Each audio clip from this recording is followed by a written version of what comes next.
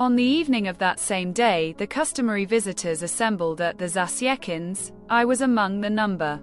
The conversation turned on Maydanoff's poem. Zinaida candidly praised it. "But do you know what?" she said. "If I were a poet, I would select other subjects.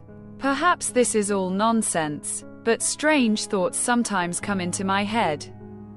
Especially when I am wakeful toward morning, when the sky is beginning to turn pink and gray.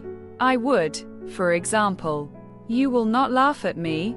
"No, no," we all exclaimed with one voice. "I would depict," she went on, crossing her arms on her breast, and turning her eyes aside, "a whole company of young girls, by night, in a big boat, on a tranquil river. The moon is shining.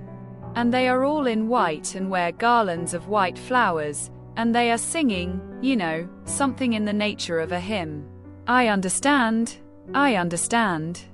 "Go on," said Maydanoff significantly and dreamily. Suddenly there is a noise, laughter, torches, tambourines on the shore. It is a throng of bacchantes running with songs and outcries. "It is your business to draw the picture, Mr. Poet. Only I would like to have the torches red and very smoky, and that the eyes of the bacchantes should gleam beneath their wreaths.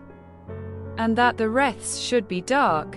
Don't forget also tiger skins and cups, and gold. A great deal of gold." "But where is the gold to be?" inquired Maydanoff, tossing back his lank hair and inflating his nostrils. "Where? On the shoulders, the hands, the feet, everywhere. They say that in ancient times women wore golden rings on their ankles. The bacchantes call the young girls in the boat to come to them. The girls have ceased to chant their hymn, they cannot go on with it, but they do not stir. The river drifts them to the shore. And now suddenly one of them rises quietly." This must be well described, how she rises quietly in the moonlight, and how startled her companions are. She has stepped over the edge of the boat, the bacchantes have surrounded her. They have dashed off into the night, into the gloom. Present at this point smoke and clouds, and everything has become thoroughly confused. Nothing is to be heard but their whimpering. And her wreath has been left lying on the shore. Zinaida ceased speaking. "Oh, she is in love." I thought again. "Is that all?" asked Maydanoff. "That is all," she replied. "That cannot be made the subject of an entire poem," he remarked pompously, "but I will utilize your idea for some lyrical verses." "In the romantic vein?" asked Malévsky. "Of course. In the romantic vein, in Byron's style. But in my opinion, Hugo is better than Byron," remarked the young count.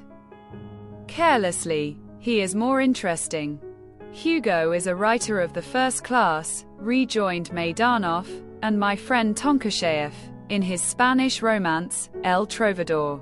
"Ah, that's the book with the question marks turned upside down," interrupted Zinaida. "Yes, that is the accepted custom among the Spaniards."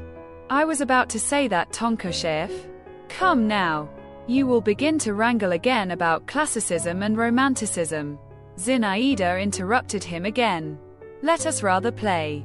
At forfeits," put in Lucien. "No, forfeits is tiresome. But at comparisons."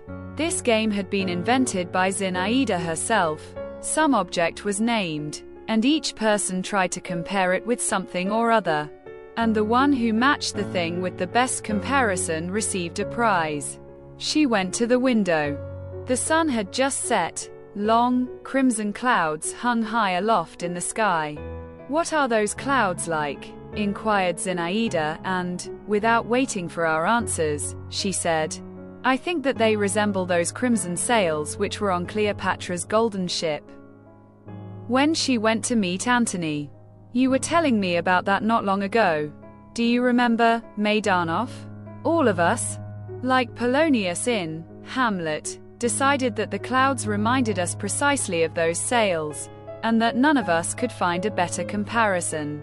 "And how old was Antony at that time?" asked Zinaida. "He was assuredly still a young man," remarked Malévsky. Yes, he was young, assented Maidanov confidently. Excuse me, exclaimed Lushin, he was over 40 years of age.